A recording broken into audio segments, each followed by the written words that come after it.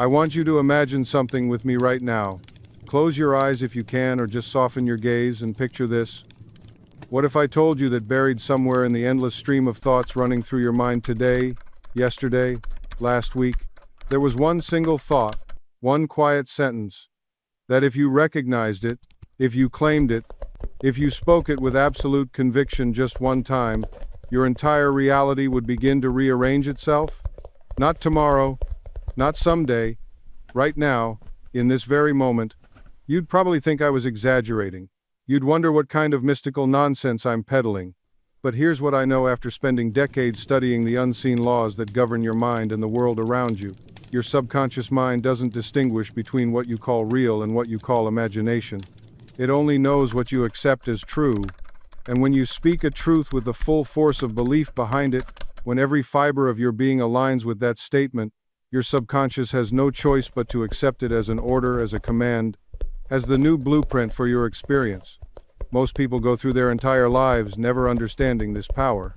They speak thousands of words every day, most of them unconscious, most of them fearful, most of them repeating the same tired stories about limitation and lack and why things can never change. And then they wonder why their lives feel like they're stuck on repeat, like they're watching the same movie over and over with slightly different actors but the same disappointing ending. But you're here right now, which tells me something about you. It tells me you sense there's something more. You sense that beneath the surface of what appears to be solid and unchangeable, there's something fluid, something responsive, something that's been waiting for you to wake up and take command. And that's exactly what we're going to do together today. I'm going to show you the precise thought, the exact words, that when spoken with complete acceptance, will cause your reality to shift in ways that will astonish you. The ancient mystics understood something that modern psychology is only beginning to grasp. They knew that consciousness isn't just a passive observer of reality, it's the very fabric from which reality is woven. When you truly comprehend this, not just intellectually but in the depths of your being, everything changes. Think about water for a moment. In its natural state, it takes the shape of whatever container holds it. Pour it into a square vessel, it becomes square. Pour it into a round bowl, it becomes round. The substance itself hasn't changed, only its form. Your subconscious mind operates on this exact principle. It accepts the mental equivalent of whatever container you provide through your habitual thinking. Now here's what most people miss entirely. They look at their current circumstances, the debt, the difficult relationship, the health challenge, the dead-end job, and they use those circumstances as evidence for what's possible. They're literally using yesterday's thinking to predict tomorrow's reality. Can you see the trap in this? It's like trying to drive forward while only looking in the rearview mirror. I want you to understand something crucial right now. Your current circumstances are nothing more than the hardened residue of your past thinking. That's all they are. They have no power except the power you give them by continuing to accept them as permanent. The moment, and I mean the very moment, you withdraw your mental agreement with limitation, you begin the process of dissolving it. Let me give you a concrete example. I once worked with a woman who had been struggling with chronic financial lack for years. She worked hard, saved diligently, but somehow unexpected expenses always consumed whatever progress she made. When I asked her to describe her relationship with money, she immediately said, "Money and I just don't get along. It comes in one door and goes right out the other." Do you hear what she was doing? She had personified money as something separate from herself, something with which she had a bad relationship.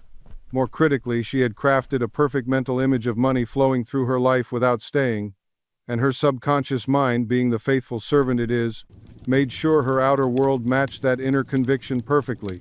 When I shared this revelation with her, something shifted in her eyes. She suddenly saw what she had been doing.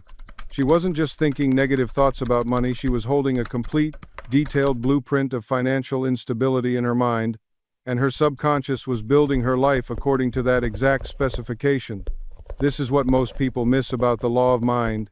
It's not just about thinking positive versus negative, it's about the dominant mental image you hold. Your subconscious doesn't care whether your mental blueprint brings you joy or suffering. It only knows how to say yes. It only knows how to make real what you consistently imagine and feel to be true. Within 6 weeks of changing her mental imagery, this woman received an unexpected tax refund, a small inheritance from a distant relative she barely knew, and a job offer that doubled her previous income. The money didn't just come, it stayed. because she had finally changed the inner pattern that had been governing her outer experience. Now, you might be wondering, if the subconscious mind is this powerful, why doesn't everyone use it consciously? Why do so many people struggle when the solution seems so simple? The answer lies in a fundamental misunderstanding about how belief actually works.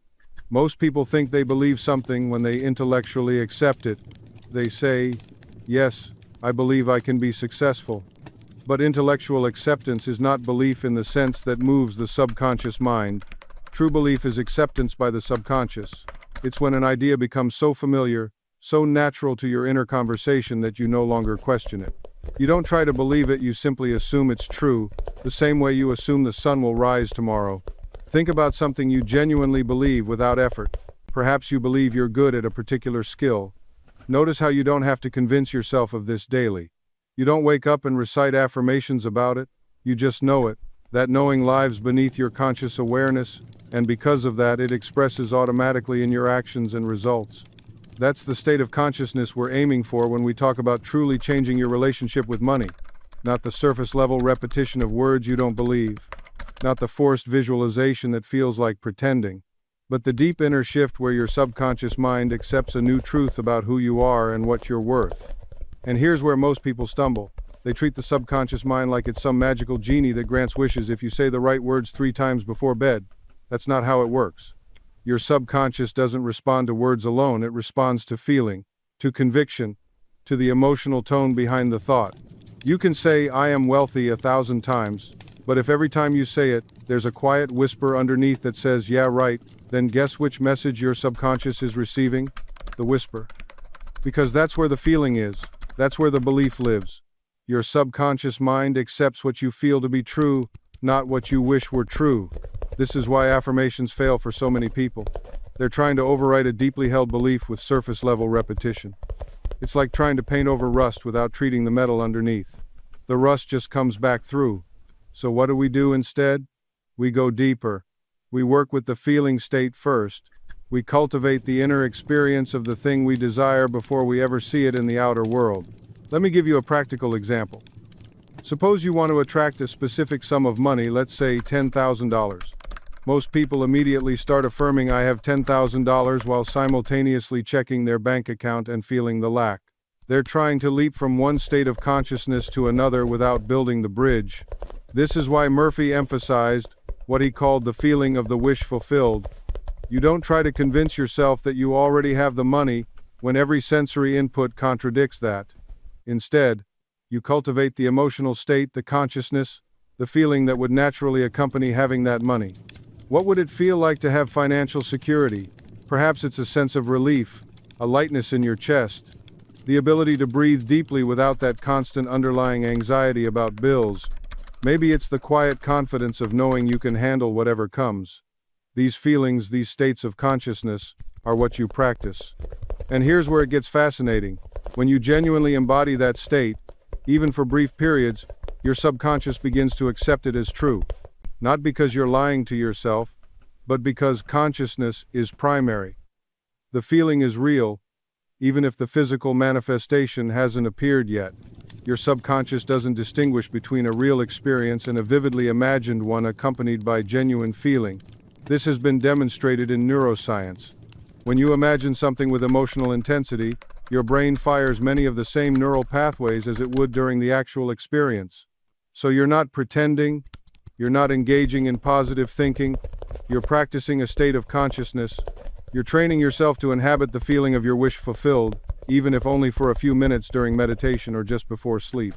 Murphy would often suggest doing this in what he called the drowsy state, that twilight zone between waking and sleeping when the critical, analytical conscious mind relaxes its grip and the subconscious becomes more receptive. In this state, you gently imagine the feeling of your desire fulfilled, not with force, not with desperation, with the gentle assumption of someone remembering something pleasant that has already happened. Think about how you recall a wonderful vacation. There's no effort, no strain. You simply remember, and the feeling returns. That's the quality of consciousness Murphy taught. You approach your desire as if it's a memory from the future, already accomplished, already done. And when you do that, your body doesn't know the difference between what actually happened and what you vividly imagined. Your nervous system responds to the feeling, not the physical fact. This is why a fearful thought can make your heart race even though nothing is chasing you. This is why a memory of embarrassment can make you blush years later. Your body reacts to consciousness, not to circumstance. Murphy knew this. He spoke about it constantly. The subconscious mind accepts the feeling as instruction. It doesn't argue. It doesn't question whether the event occurred in the outer world or the inner world. It simply says, "This is what we're experiencing," and begins to align your entire being with that experience. This is the mechanics of what people call manifestation, but Murphy would never use that word in the shallow way it's thrown around today. He understood something deeper. He understood that you're not pulling things toward you from some distant location. You're not attracting circumstances like a magnet draws metal filings. You're revealing what already exists in potential. You're collapsing possibility into actuality through the focus of your awareness. Think of it this way. Right now, in this very moment, radio waves are passing through your body, hundreds of them. Signals carrying music, voices, data. They're all here, occupying the same space you occupy, but you don't hear them. Why? Because you're not tuned to their frequency. The moment you turn on a radio and select a station, suddenly the music appears. Did you create the music? No. Did you attract it? Not really. You simply tuned your receiver to the frequency that was already broadcasting. Your consciousness works the same way. The life you desire already exists as a frequency, a pattern, a possibility in the field of infinite potential. Murphy called this the treasure house of infinity within you. It's not somewhere else. It's not in the future. It's here, now, waiting for you to tune your feeling state to match its signal. And most people never learn how to tune in. They spend their entire lives broadcasting the wrong frequency, complaining about lack while asking for abundance, feeling unworthy while praying for love, vibrating fear while demanding success. It's like trying to listen to classical music while your radio is tuned to static. You can't blame the universe for not delivering. You're simply not on the right channel. So let me ask you something. What frequency are you broadcasting right now? Not what you say you want? Not what you've written in your journal or told your friends? But what you times feel times when no one's watching? What's the dominant emotional tone of your inner world?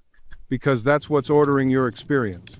If you wake up anxious about money, scroll through social media feeling envious, go to work resentful, come home exhausted and numb yourself with distractions, then that's your request to the universe. That anxiety, that envy, that resentment, that numbness, you're asking for more experiences that make you feel exactly that way. And the universe, being impersonal and obedient, says, "Your wish is my command." This isn't punishment, it's just law. You don't get what you want. You get what you are. Now here's where it gets interesting. You might think, okay, fine, I'll just force myself to feel good. I'll fake it till I make it. And I'll tell you right now that doesn't work. Because the subconscious mind knows the difference between a genuine feeling and a performance. You can't con consciousness. You can't paste a smile over anxiety and expect miracles. The universe reads depth, not surface. What you need is a genuine shift in state, not pretending, not performing. Actually, times becoming times the person who already has what you desire. Because here's what most people miss, and this is crucial. Your subconscious mind doesn't judge whether something is real or imagined. It simply accepts what you consistently impress upon it as truth. When you vividly imagine yourself living in abundance, feeling the emotions of success, experiencing the joy of achievement, your subconscious accepts this as your reality. And then it begins to orchestrate circumstances, ideas, and opportunities to match that reality. This isn't wishful thinking, this is fundamental psychology. Think about worry for a moment. When you worry, what are you doing? You're imagining negative outcomes with emotional intensity. You're rehearsing disaster. And what happens?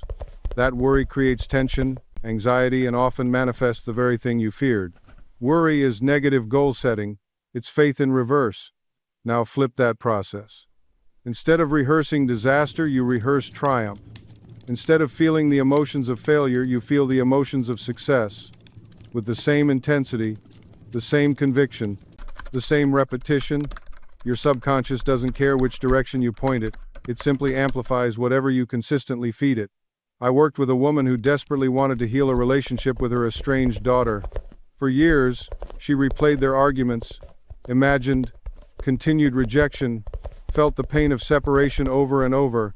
I asked her, "What would it feel like if your daughter called you tomorrow, full of love and forgiveness?" She closed her eyes. Tears came. "It would feel like relief," she whispered. "Like coming home, like my heart could finally rest." "Then feel that now?" I told her.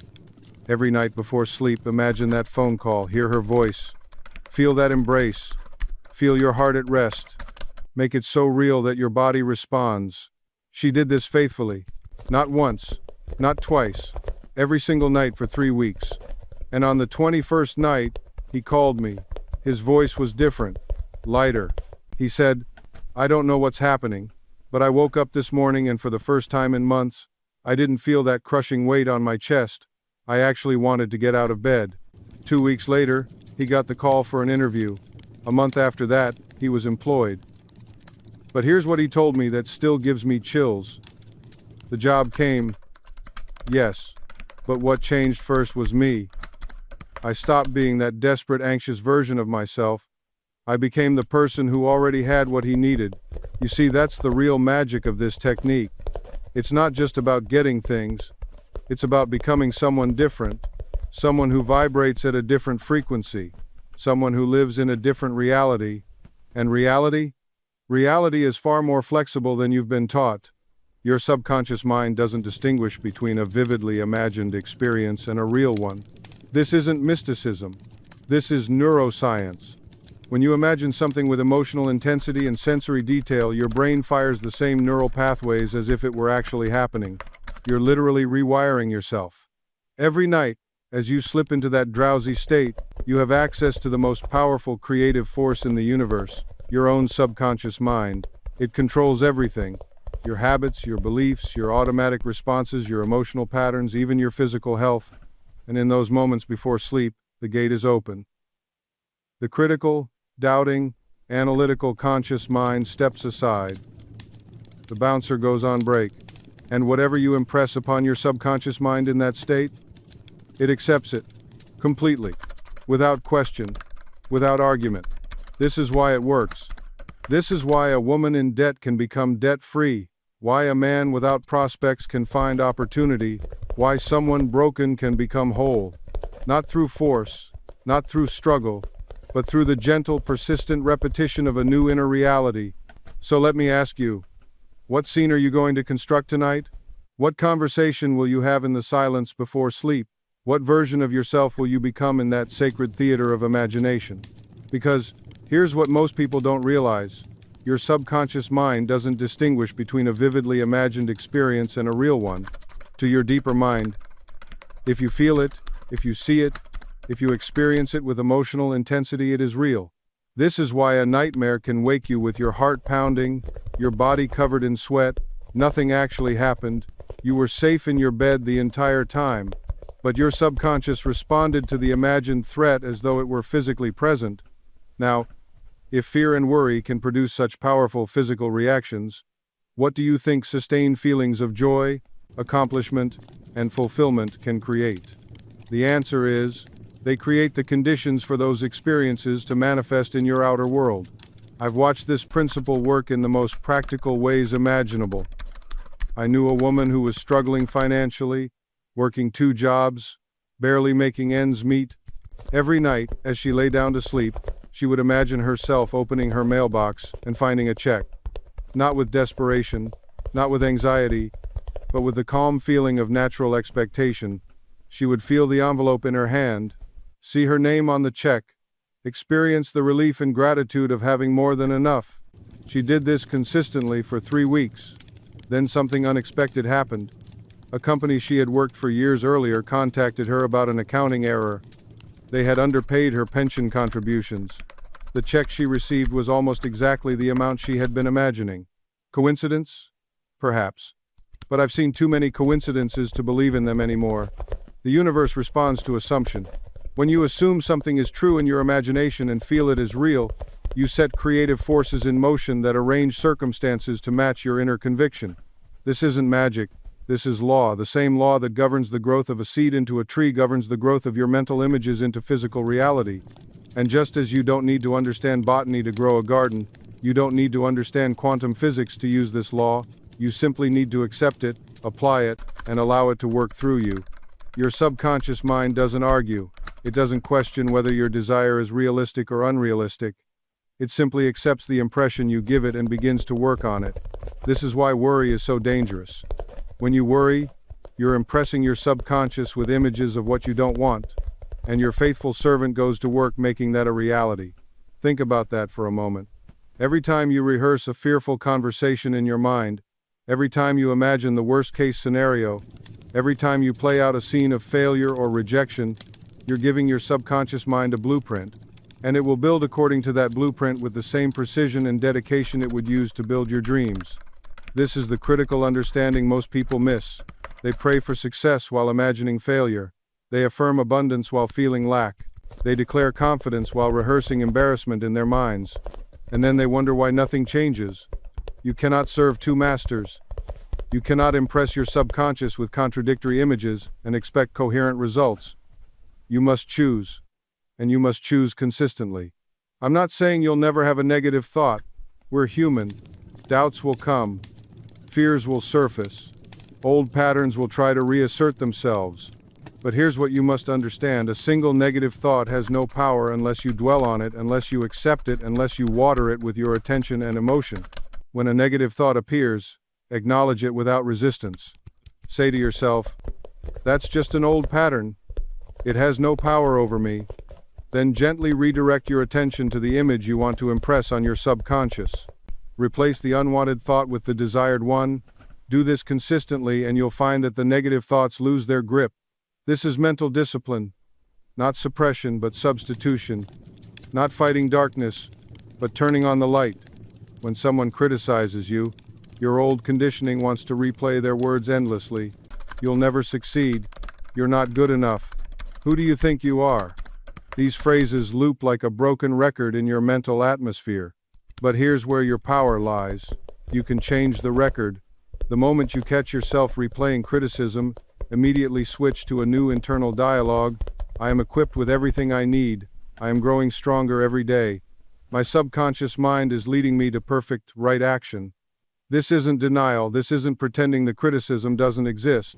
This is choosing which mental atmosphere you will breathe.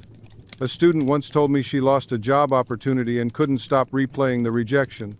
Every morning she woke up to mental reruns of that phone call. We've decided to go with someone else. I asked her a simple question. What would you rather be thinking about? She paused. Then she said, I'd rather be thinking about how the perfect opportunity is coming to me now. Then think that, I told her. Every single time the old thought returns, replace it immediately with your new thought. No exceptions. Within 3 weeks, she received an offer for a position that paid more and aligned perfectly with her skills. The opportunity had been there all along, but her mental atmosphere had been too clouded to recognize it. Your subconscious doesn't argue with you.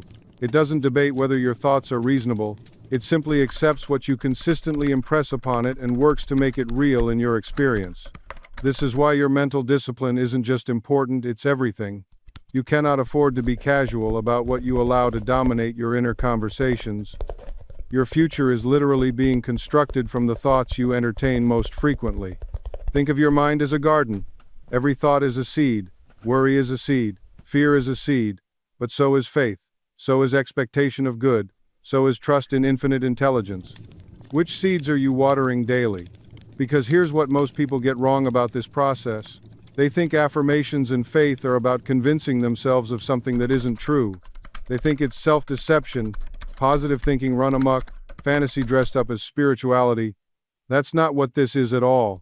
When you affirm truth, when you claim you're good, when you plant seeds of expectation in the garden of your subconscious, you're not creating something from nothing.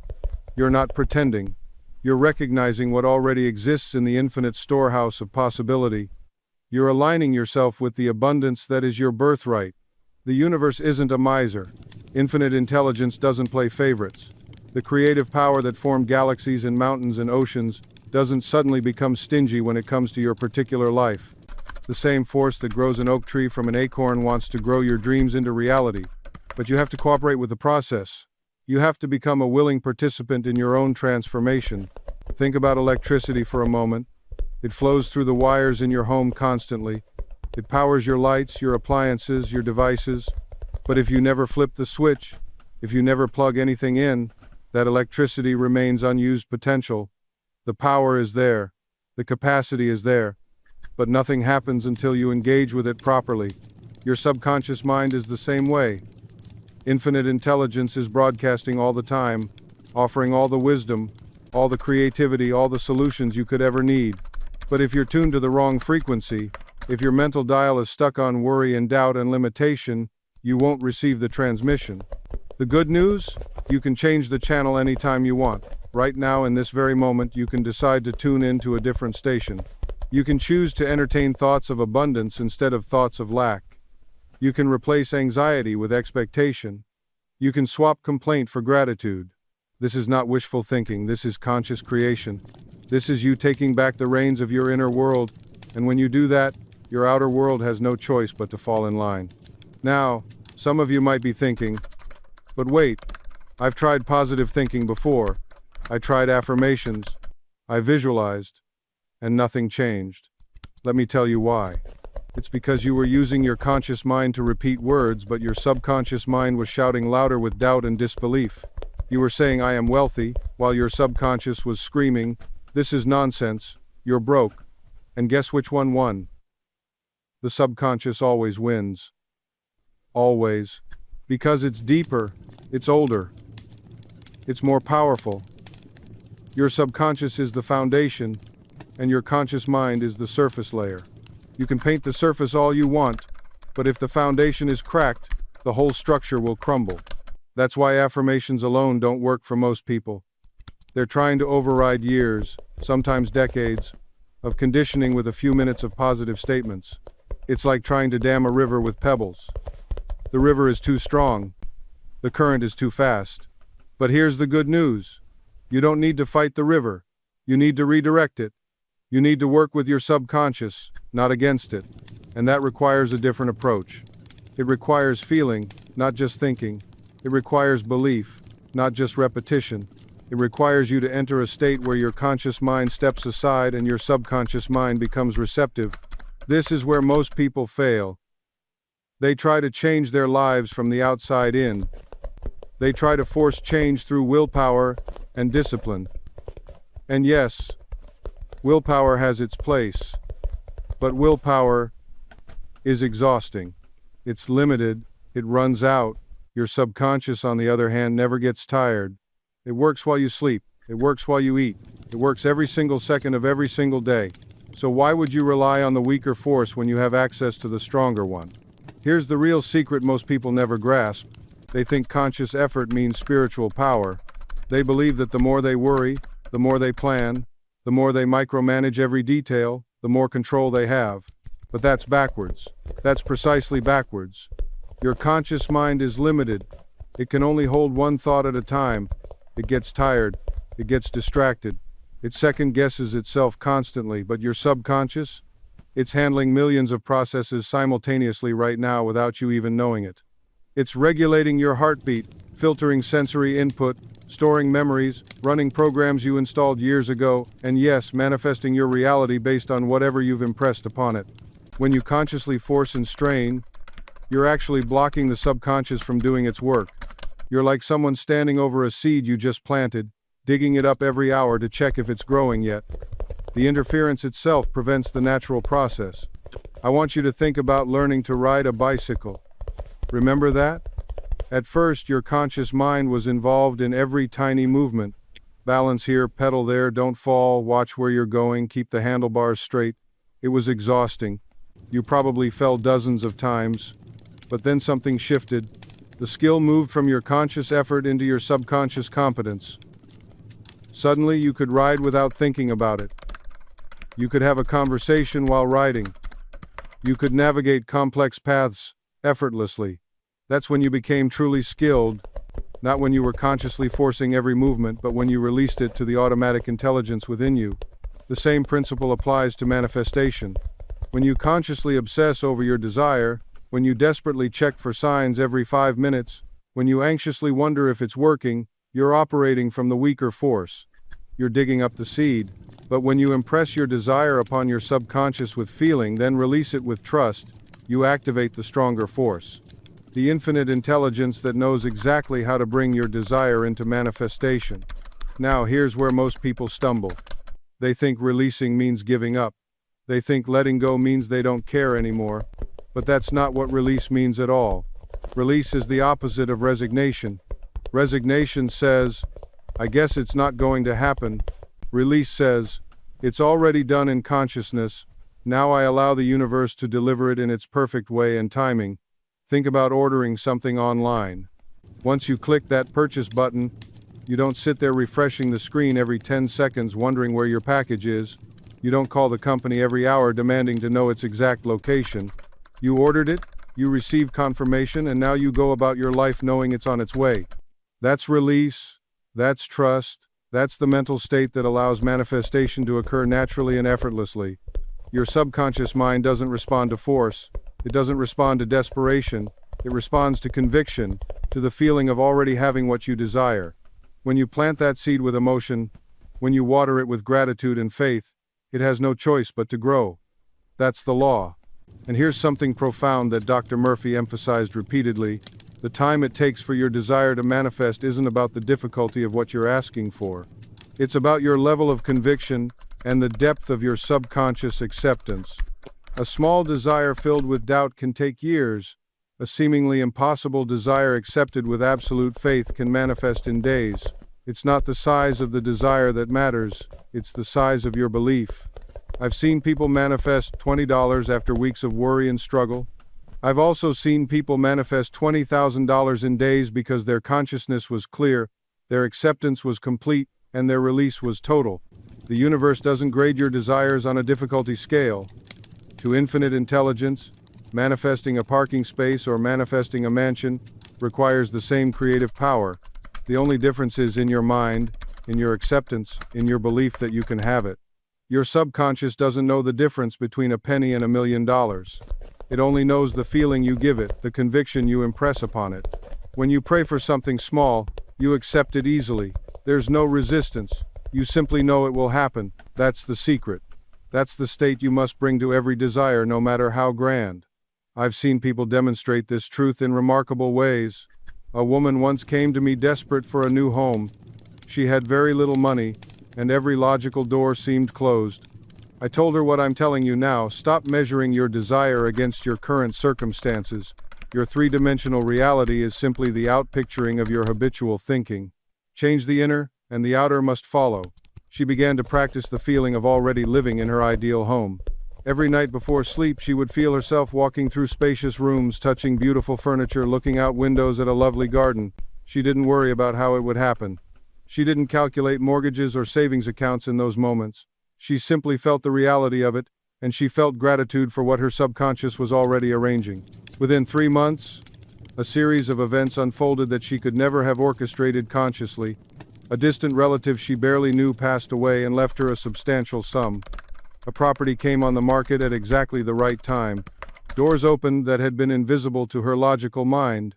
The universe conspired to match her inner conviction. This is not luck. This is not coincidence. This is law. The law of mind is absolute and impersonal. It works for everyone who works with it, regardless of their religion, their background, their education, or their past failures. Your subconscious mind is connected to infinite intelligence, to the creative power that built galaxies and orchestrates the seasons. When you impress a clear desire upon it with feeling and acceptance, that power moves heaven and earth to bring it into manifestation. But here's something most people never realize. The subconscious mind doesn't just respond to your conscious wishes. It's already been programmed. Right now, at this very moment, your subconscious is operating based on years, even decades, of accumulated beliefs, impressions, and habitual thoughts. Every experience you've had, every word spoken to you as a child, every conclusion you drew about yourself and the world, all of it has been recorded in the depths of your subconscious mind. This is why some people seem to attract success effortlessly, while others struggle despite working twice as hard. It's not about luck. It's not about being in the right place at the right time. It's about what's been written in the subconscious. A person who was told repeatedly as a child that they were capable, that opportunities would come to them, that money flows easily, that person carries those beliefs deep within. Their subconscious accepts prosperity as natural, as expected, and so life conforms to that inner conviction. Meanwhile, someone who heard, "Money doesn't grow on trees. We can't afford that. Rich people are greedy, or you have to work yourself to the bone just to get by," that person carries an entirely different program. No matter how much they consciously desire wealth, their subconscious is running a program of limitation. And the subconscious always wins. Always. Because it's far more powerful than willpower, than conscious effort, than positive thinking alone. This is the missing piece that so many people overlook. They wonder why affirmations don't work for them. They wonder why vision boards gather dust while their circumstances remain unchanged. The reason is simple. They're trying to plant seeds of abundance in soil that's been conditioned for scarcity. They're speaking words of success while their subconscious holds images of failure. It's like trying to drive forward with the emergency brake engaged. You might move a little, but you'll never reach your destination with speed and ease. The good news, the truly liberating news, is that you can reprogram your subconscious mind. You're not stuck with the beliefs that were installed in your childhood. You're not condemned to repeat the patterns of your parents or your past. The subconscious, though powerful, is also remarkably receptive. It accepts whatever you consistently impress upon it with feeling and repetition. This means that the very mechanism that once held you captive can become the gateway to your liberation. The subconscious doesn't argue. It doesn't debate the truth or falsehood of what you feed it. It simply accepts and expresses. This is why two people can grow up in identical circumstances, same household, same challenges, same limitations, and one becomes a victim of their past while the other becomes a victor over it. The difference isn't luck. It's not genetics. It's the mental diet they chose to adopt. It's the inner conversations they decided to cultivate. One person rehearses the old story. I was damaged. I was hurt. I am the product of dysfunction. The other person quietly begins to write a new narrative. I am more than my history. I am capable of growth. I choose healing over habit. And here's what most people miss. You don't need permission from your past to create a new future. You don't need your parents to apologize. You don't need the person who hurt you to understand what they did. You don't even need full clarity on why things happened the way they did. What you need is the willingness to stop feeding the old pattern and start nourishing a new one. Think of it like this. Imagine you've been watering a weed for years, giving it attention, energy, and emotional investment. That weed has grown strong. Its roots run deep. But the moment you stop watering it and begin watering a seed of something beautiful instead, the weed begins to wither. It doesn't disappear overnight, but it loses its power. Meanwhile, the new seed begins to sprout, slowly at first, but with undeniable life. This is the power of redirected attention. Every time you catch yourself slipping into an old mental groove, an inherited fear, a conditioned response, a familiar feeling of unworthiness, you have a choice. You can ride that groove deeper, or you can gently, persistently redirect your mind to a new thought, a thought of possibility, a thought of worthiness, a thought aligned with the person you are becoming, not the person you were conditioned to be. And here is the profound truth that most people overlook. Your subconscious mind doesn't argue with you. It doesn't evaluate whether your thoughts are true or false, wise or foolish, helpful or harmful. It simply accepts what you consistently impress upon it. It's like fertile soil that will grow whatever seed you plant. Plant thorns, you get thorns. Plant roses, you get roses. This is why your inner dialogue is so monumentally important. Every time you say, I can't afford it, your subconscious accepts that as an instruction. Every time you declare, I'm not good with money, you're programming your mental computer to prove that statement correct. Every time you think people like me don't become wealthy, you're building walls around your financial future. But the reverse is equally true. When you affirm, I am open to receiving abundance, your subconscious begins to notice opportunities you previously overlooked. When you declare, money flows to me easily, your mind starts working on solutions instead of dwelling on problems. When you think, I am worthy of financial success, your behavior naturally aligns with that belief. I've witnessed this transformation countless times. A woman who couldn't save a dollar suddenly finds herself putting money aside effortlessly after changing her mental narrative. A man drowning in debt begins making decisions that lead him toward freedom once he stops identifying as someone who's bad with money. A young person stuck in minimum wage jobs suddenly sees pathways to better opportunities when they stop believing poverty is their destiny. The shift doesn't happen because the external world suddenly changed. The shift happens because their internal world transformed first. They stopped being at war with prosperity. They stopped defending their limitations. They stopped using their past as evidence for their future. And you know what's remarkable? Once you genuinely change your inner conversation, the outer circumstances begin to shift in ways that seem almost magical. Not because there's anything supernatural occurring, but because you're finally working with the laws of mind instead of against them. You're no longer sabotaging the very thing you claim to want. So right now, this very moment, become aware of the thoughts moving through your mind about money. Are you mentally rehearsing scarcity? Are you telling yourself stories about how hard it is, how the economy is bad, how people like you don't get ahead? Because if you are, you're impressing those exact images upon your subconscious mind, and it must, by law, bring them into your experience. Your subconscious doesn't judge your thoughts. It doesn't say, well, that's just worry, I'll ignore it. No, it accepts every thought as an instruction, as a blueprint for what you want to experience. This is why chronic worriers always seem to have something to worry about. They're not cursed. They're not unlucky. They're simply very good at impressing images of disaster upon their subconscious mind, and their subconscious, being the faithful servant it is, goes to work creating those experiences. Now, I want you to understand something crucial about the nature of desire itself. Every legitimate desire you have is accompanied by the invisible means of its fulfillment. This is a spiritual law that most people completely overlook. When you feel a genuine desire for something, that desire didn't originate in your conscious mind. It arose from the infinite intelligence within you, and it came with everything needed to fulfill it. Think about that. Your desire for wealth, for health, for love, for creative expression, these aren't random wants that you manufactured out of thin air. They're the call of your deeper self, the urge of life itself seeking greater expression through you. And if the desire exists, so does the pathway to its realization. Your job isn't to figure out every step. Your job is to accept the desire as already fulfilled in consciousness and let the infinite intelligence that gave you the desire show you the way. This is where most people stumble. They feel a desire, then immediately their conscious mind rushes in with 1,000 reasons why it's impossible. I don't have the money. I don't have the education. I don't have the connections. I'm too old. I'm too young. The timing is wrong. And with each objection, they're pushing away the very thing they want.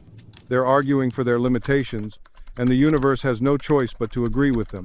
But when you truly understand that your desire came from the infinite, you realize that all these apparent obstacles are just illusions of the conscious mind.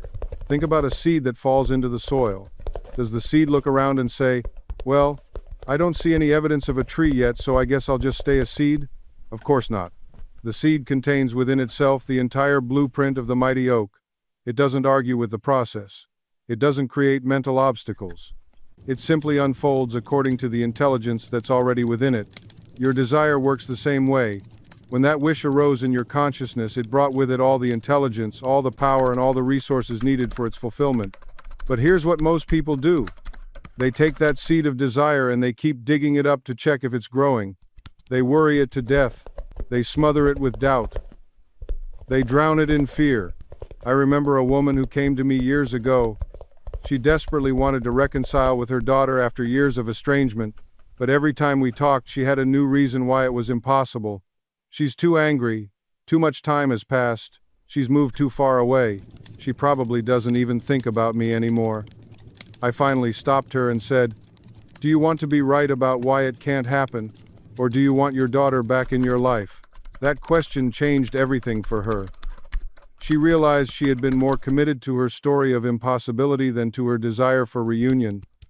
She had been building a case for failure, gathering evidence, strengthening her argument for limitation. And the universe, which is always listening, was simply saying, yes, you're right. It is impossible. Your wish is granted. But the moment she dropped that resistance, the moment she stopped defending her limitations and started claiming her desire, everything shifted. Within 3 weeks, her daughter reached out. Within 2 months, they were having regular conversations. Within 6 months, they were closer than they had been in decades. The healing happened not because Sarah forced her daughter to change, it happened because she changed the energy field she was operating from.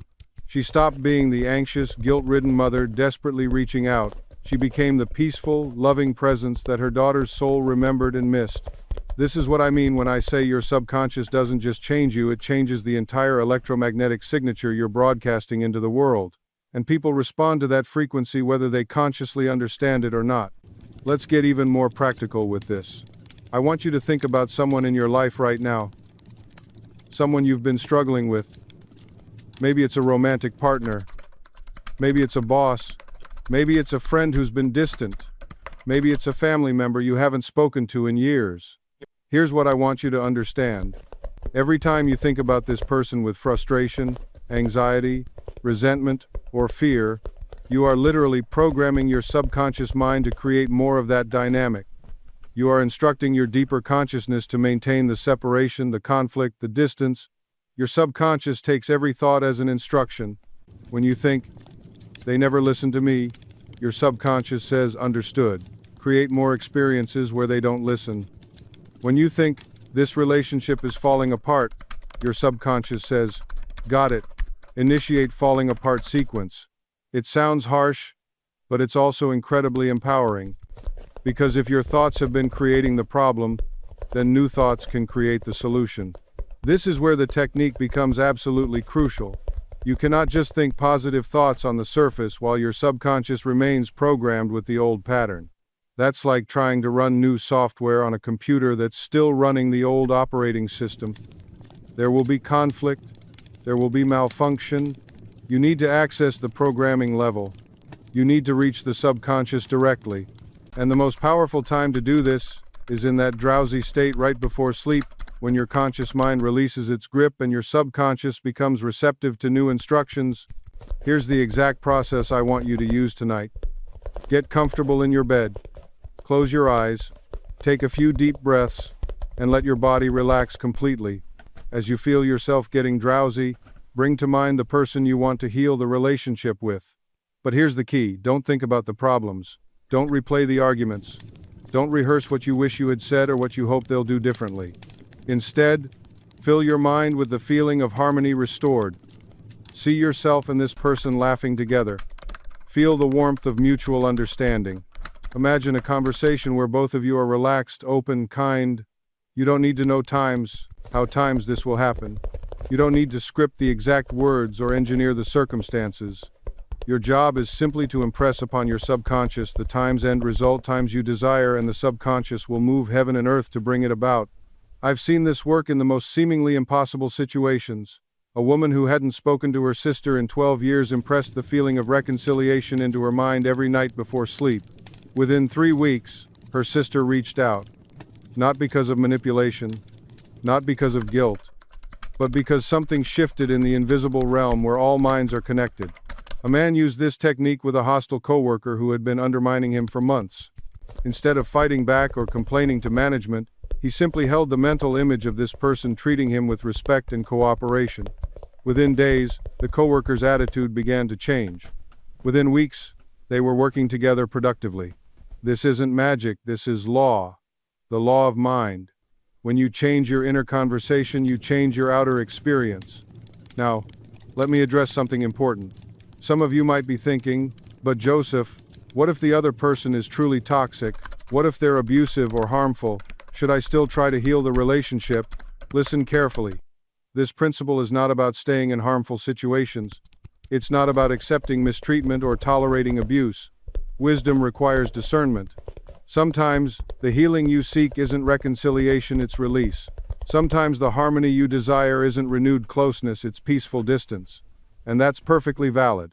You can use this same technique to achieve a peaceful separation, to release someone with love rather than bitterness, to move forward without the weight of resentment dragging you down. The key is to focus on your time's peace, your freedom, your wholeness.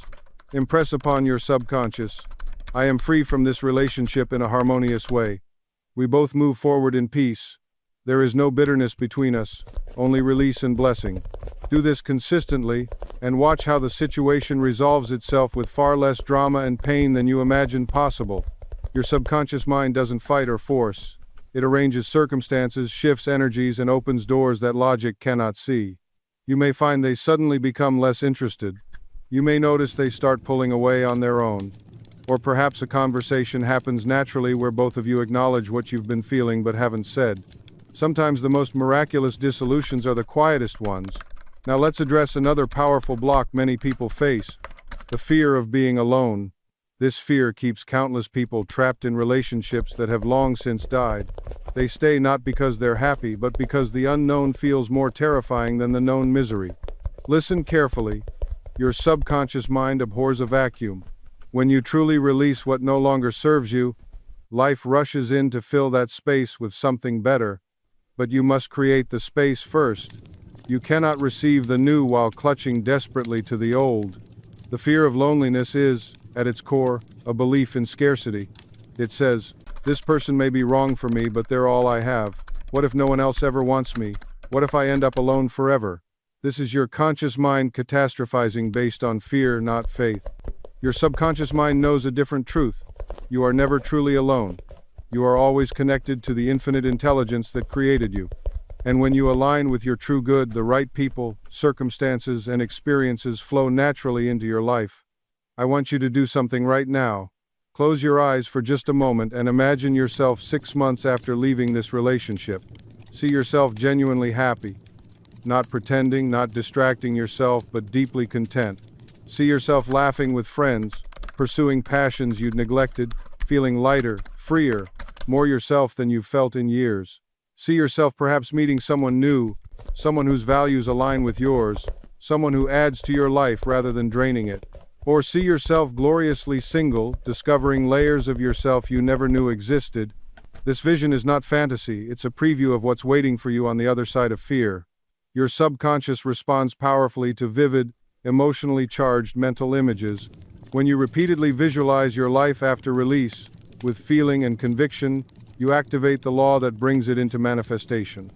You might think visualization is just daydreaming, but it's profoundly different. Daydreaming is passive, unfocused wandering. Visualization is intentional, directed creative power. When you visualize with purpose, you're impressing specific patterns on your subconscious mind, and those patterns become the blueprint for your external circumstances. There's a technique I want to share with you that magnifies the power of visualization. It's called living from the end. Instead of visualizing yourself trying to get free or hoping for release, you visualize as if you're already living in that freedom. You see yourself in your new life, feeling the emotions of success and liberation, assuming the consciousness of a free person. This is what the mystics meant when they said, "Believe you have received and you shall receive." You don't visualize the process of getting there. You don't focus on the obstacles between here and there. You jump directly to the end result and inhabit that reality in your imagination with such vividness that it feels real right now. When you do this consistently, something remarkable happens. Your entire energy shifts. You stop carrying the consciousness of a prisoner. You stop identifying with limitation. Even while you're still in that physical space, you begin to think, feel, and act like someone who's already free. And that shift in consciousness changes everything. People around you notice it. Opportunities you couldn't see before suddenly become visible. Doors you thought were permanently locked begin to open. Why? Because you've changed the inner cause. You've altered the fundamental vibration you're broadcasting into the universe. Remember, your subconscious doesn't distinguish between a vividly imagined experience and a real one. When you consistently live in the feeling of your wish fulfilled through visualization, your subconscious accepts it as fact and begins reorganizing your world to match that inner conviction. This isn't fantasy. This is how the creative process works. Everything that exists in the physical world was first an image in someone's mind. The chair you're sitting on, the building you're in, even the system that currently confines you, all of it began as thought, as imagination before it became concrete reality. Your prison walls, they too exist first in the mind, and what's created in mind can be dissolved in mind. This is where most people stumble. They see the locked door, the rejection letter, the empty bank account, and they accept these as immovable facts. But these are not facts. These are temporary conditions responding to consciousness. When you change the consciousness that created them, they must change. Think of your mind as a potter's wheel. Every thought you think, every image you hold shapes the clay of your experience. Most people don't realize they're the potter. They think life is happening to them, that they're simply receiving whatever reality delivers, but you are not the clay, you are the hand that shapes it. And here's what changes everything. Your subconscious mind cannot distinguish between a vividly imagined experience and a real one. Read that again. Your deeper mind, the part that controls your autonomic functions, your habits, your automatic responses to life, cannot tell the difference between something you've actually experienced and something you've experienced in imagination with feeling. This isn't mysticism.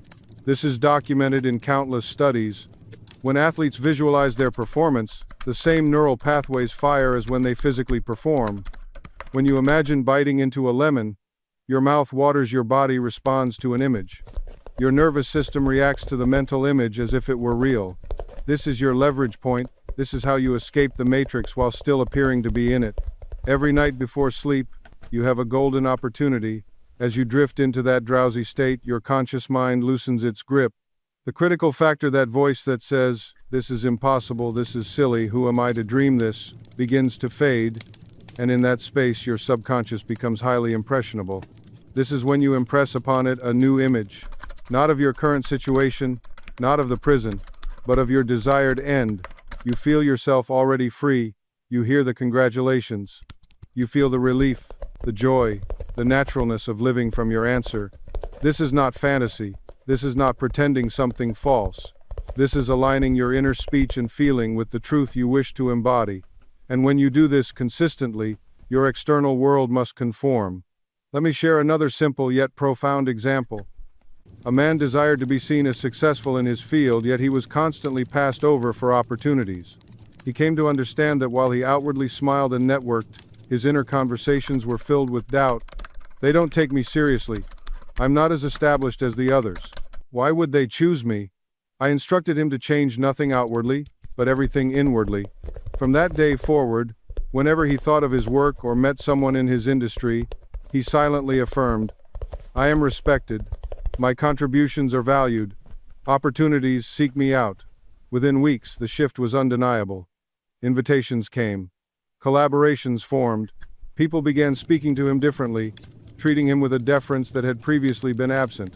He changed nothing about his credentials, nothing about his appearance. He changed only his inner speech, and the world reflected it back to him. This is the secret. You do not need to convince the world of who you are. You need only convince yourself. And the way you convince yourself is through persistent, loving inner speech that affirms your desired state as true now. Your subconscious does not argue. It does not debate whether you are worthy. It simply accepts what you consistently impress upon it and brings it into manifestation. When you say inwardly, "I am," your subconscious replies, "Yes, you are," and begins orchestrating the circumstances to match. So I ask you now, what are you saying to yourself about yourself? Not out loud, but in the quiet moments. Not in public, but in private. What is the story you are silently telling? Because that story, my friend, is writing itself into your experience every single day. Now let me show you something powerful about the stories we're telling that most people never realize. Every story has what I call an emotional signature. It's the feeling tone that runs beneath your words. You can say, "I'm working on my business," but depending on the emotional signature, that same sentence tells an entirely different story. Say it with exhaustion, and you're telling a story of burden. Say it with resentment, and you're telling a story of sacrifice. Say it with quiet confidence, and you're telling a story of inevitable success. The words are identical. The story being impressed upon your subconscious? Completely different. And here's what happens. Your subconscious doesn't respond to your words. It responds to the emotional signature beneath them. It reads the energy, the feeling, the silent conviction behind what you're saying. This is why affirmations fail for so many people. They're repeating words without changing the emotional signature. They're trying to tell a new story with the same old feeling. I met a woman once who kept saying, "I'm grateful for money flowing to me." Beautiful words. But every time she said it, I could feel the doubt underneath. Her tone was hopeful, not certain. Hopeful means you're still waiting. Certain means it's already done. Do you see the difference? Hope is a future story. Certainty is a present reality. We spent time together and I said, don't say you're grateful for money flowing to you. Say you're grateful for the money that flowed to you today. She looked confused.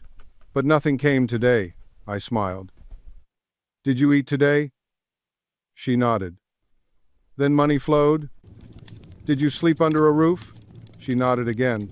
Then money flowed. You just weren't counting it as part of your story. Within 2 weeks, her entire experience shifted. Not because the affirmation changed, because the emotional signature changed. She stopped telling a story of lack disguised as abundance and started telling a story of abundance that was already present. And here's what happens in the body when that shift occurs. Your nervous system stops scanning for danger. It stops treating your desire like a threat, like something that could hurt you if it doesn't arrive.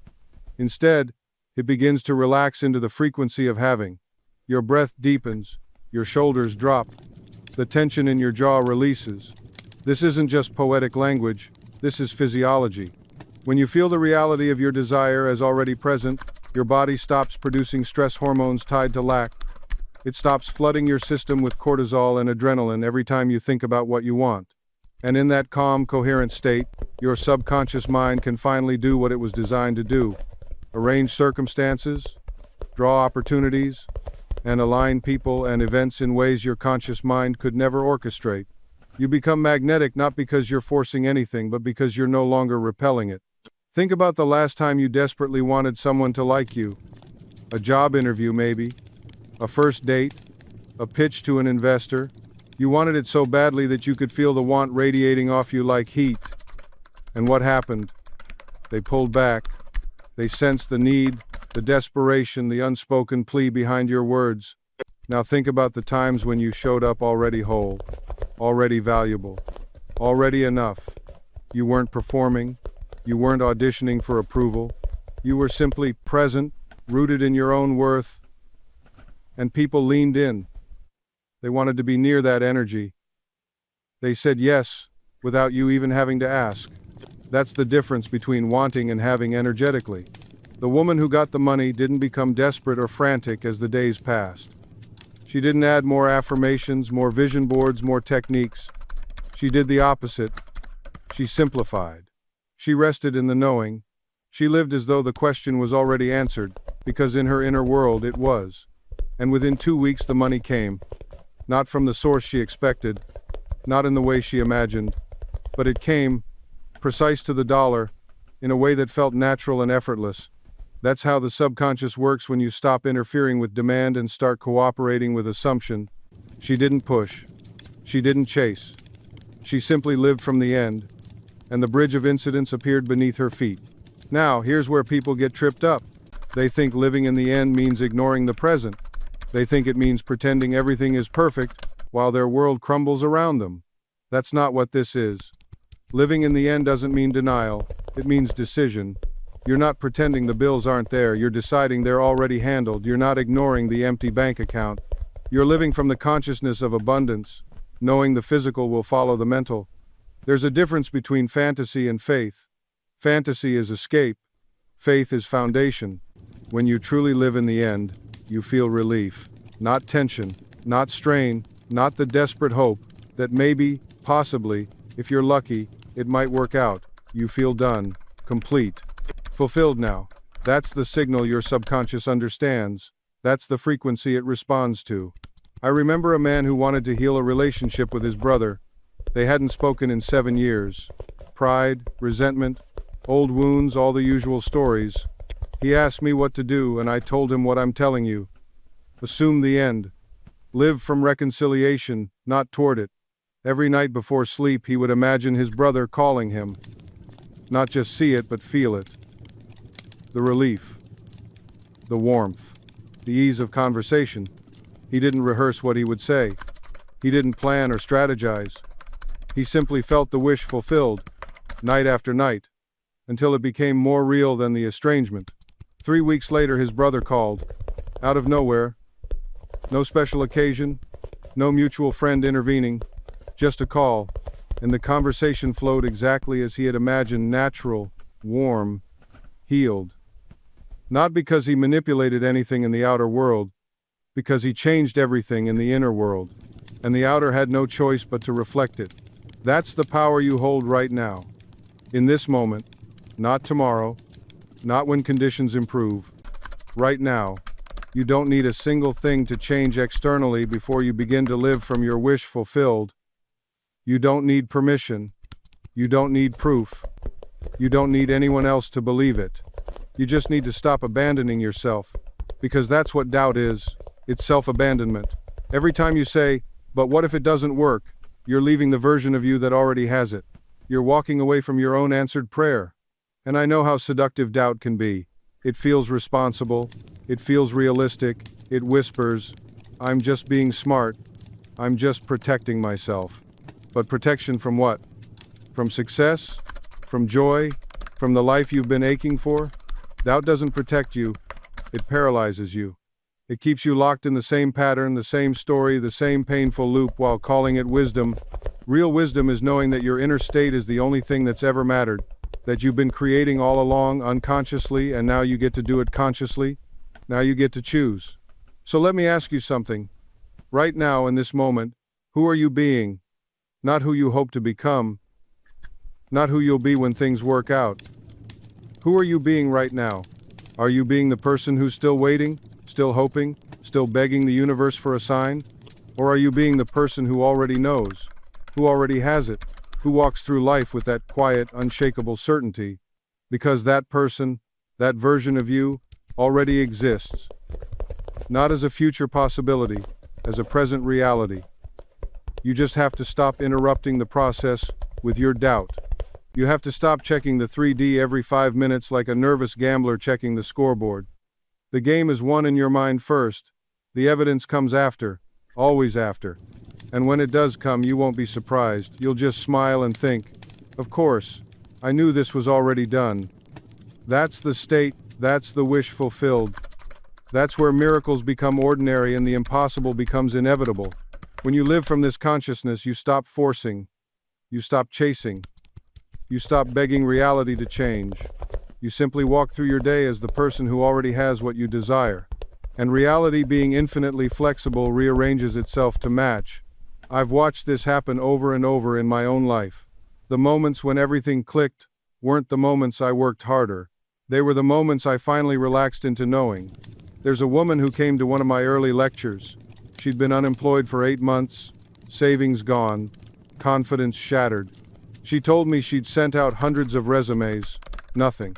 I asked her one question: "When you imagine yourself working, how do you feel?" She said, "Desperate, worried I won't get hired." There's your problem. She was imagining from lack, not from fulfillment. I told her to stop imagining the interview, stop imagining the job search. Instead, imagine the end. Imagine coming home after your first week of work. Imagine the relief, the satisfaction, the paycheck already deposited. Feel it as done. She looked skeptical, but she agreed to try. 2 weeks later, she called me. A former colleague reached out completely out of the blue. A position had opened. They wanted her specifically. No interview needed. She started the following Monday. Coincidence? No. Consciousness externalizing itself? Absolutely. See, when you assume the feeling of the wish fulfilled, you don't just change your internal state. You change your vibrational frequency. You change what you're broadcasting to the infinite field of possibilities. And that field responds not to your words, not to your actions, but to your state of being. This is why affirmations often fail. People stand in front of mirrors repeating, I am wealthy," while feeling completely broke inside. The words mean nothing. The feeling is everything. You can say 1,000 affirmations, but if your dominant feeling is poverty, poverty is what you'll create. But if you can feel wealthy, truly feel it, even for a few minutes a day, wealth must come. Not because you deserve it, not because you worked for it, but because consciousness is the only reality, and what you are conscious of being, you become. And this is where most people stumble. They think they need to figure out the how. They want a plan, a strategy, a roadmap. They want to know the steps between where they are and where they want to be. But that's not how consciousness works. When you plant a seed in the ground, do you dig it up every day to check if it's growing? Do you demand to see the roots forming, the stem pushing through the soil? No. You water it. You trust the process.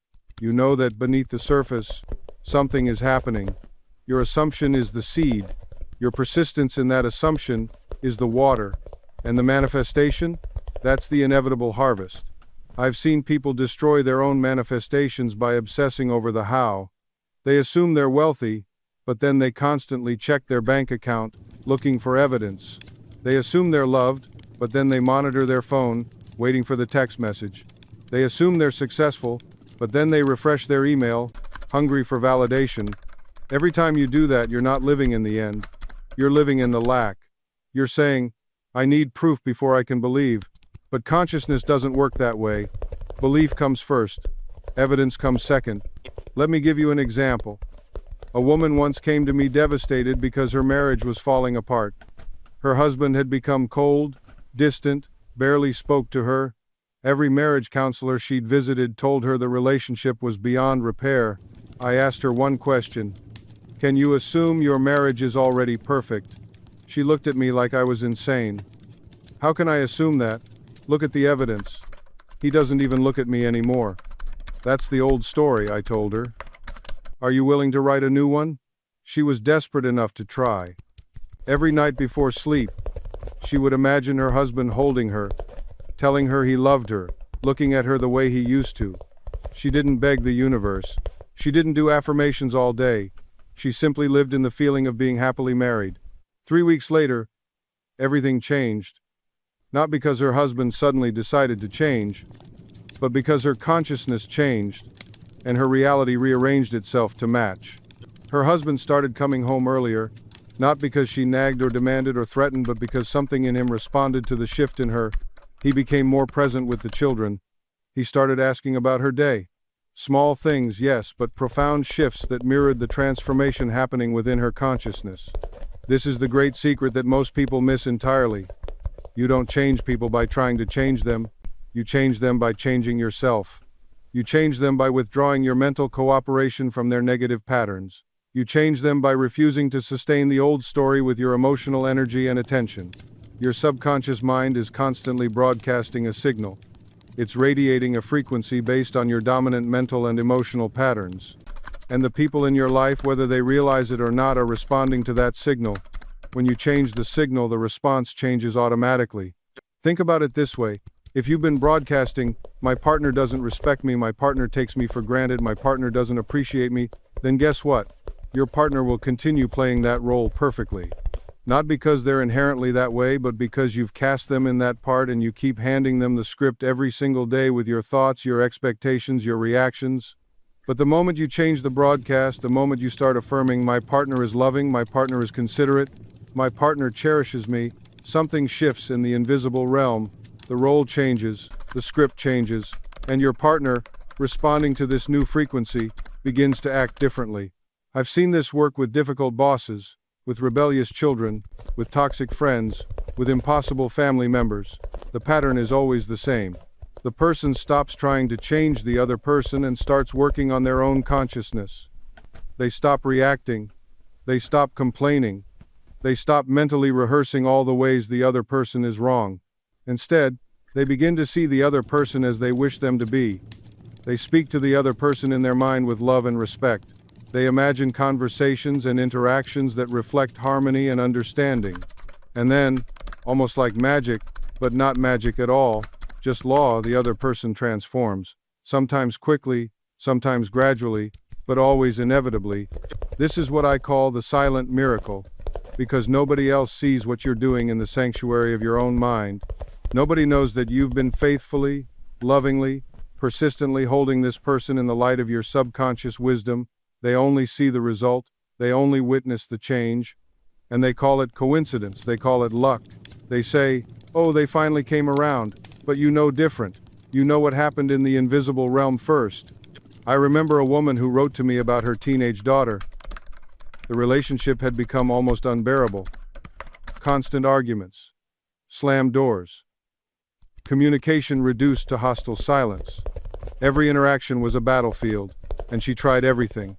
Punishment, rewards, therapy, family counseling. Nothing seemed to work. The daughter grew more distant, more rebellious, more unreachable.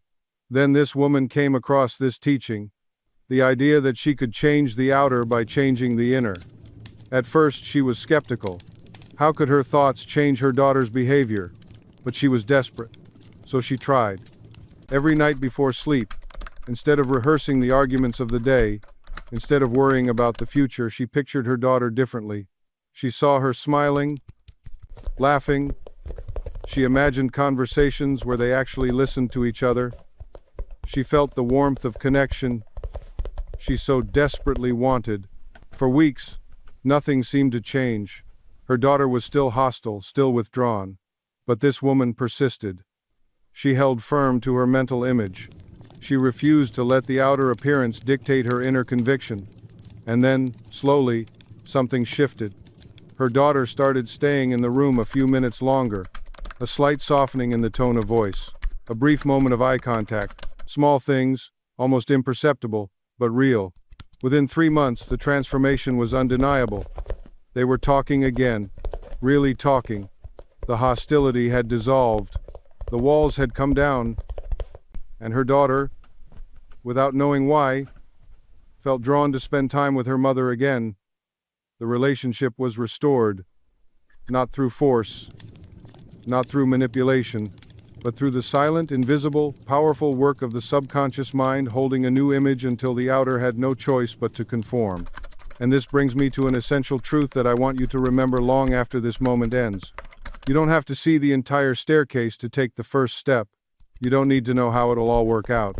You don't need a detailed blueprint of every move, every contact, every opportunity that will lead you to your fulfilled desire. That's not your job.